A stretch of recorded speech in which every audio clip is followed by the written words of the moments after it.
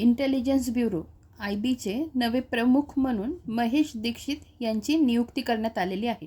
Director म्हणून महेश दीक्षित यांची नियुक्ती करण्यात आलेली आहे. या न्यूजमध्ये काय काय बघायचं तर यापूर्वीचे कोण होते, त्यांनी कोणाची जागा घेतली, त्याच्यानंतर महेश दीक्षित यापूर्वी कोणत्या पदावर कार्यरत होते आणि IBबद्दल आपल्याला थोडक्यात माहिती पाहिजे. तर महेश दीक्षित नवे IBचे प्रमुख आहेत. त्यांचा कार्यकाळ आता 2 वर्ष असणार आहे आणि जे आधीचे होते कोणते तर तपन कुमार डेका, इथे नाव दिसतंय तुम्हाला, तपन कुमार डेका यांची ते जागा घेणार आहेत. 30 जून रोजी तपन कुमार डेका हे निवृत्त होतील आणि 2 वर्षाचा कार्यकाळ आता त्यांना देण्यात आलेला आहे. ठीक आहे. मग यापूर्वी महेश दीक्षित यांनी कोणकोणते कुठे कुठे काम केलेलं आहे तर आपल्याला हेही माहिती पाहिजे, आपण बघूया. तर बघा, महेश दीक्षित नवे IB इंटेलिजन्स ब्युरो प्रमुख. जून 2026मध्ये महेश दीक्षित यांची इंटेलिजन्स ब्युरो प्रमुख डायरेक्टर ऑफ IB म्हणून नियुक्ती.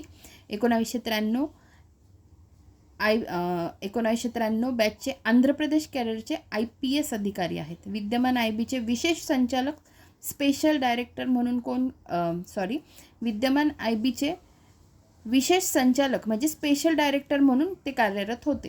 30 जून 2026 रोजी निवृत्त होणारे तपन कुमार डेका यांची जागा घेणार. 2 वर्षाचा कार्यकाळ त्यांना देण्यात आलेला आहे. जम्मू काश्मीरमध्ये सबसिडियरी इंटेलिजन्स ब्युरो SIB म्हणून प्रमुख कामाचा अनुभव त्यांना आहे. कोणाला? महेश दीक्षित यांना. दहशतवाद विरोधी कारवाया, गुप्तचर व अंतर्गत सुरक्षा क्षेत्रातील दीर्घ अनुभव त्यांना आहे. आता IBबद्दल माहिती आपल्याला बघा काय काय बघायचं आहे. एक तर स्थापना माहिती पाहिजे. तर 1987मध्ये ब्रिटिश काळात IBची स्थापना झालेली आहे. स्वातंत्र्यानंतर 1947मध्ये भारताची केंद्रीय अंतर्गत गुप्तचर संस्था म्हणून पुनर्रचना केली. मंत्रालय आहे गृह मंत्रालय, मिनिस्ट्री ऑफ होम अफेअर्स. प्रमुख म्हणून कोण आहेत? Director intelligence bureau. आणि कार्य काय आहे? अंतर्गत सुरक्षा, दहशतवाद विरोधी, हेरगिरी विरोधी, नक्षलवाद, सायबर सुरक्षा व महत्त्वाच्या कार्यक्रमांची सुरक्षा, माहिती संकलन. धन्यवाद.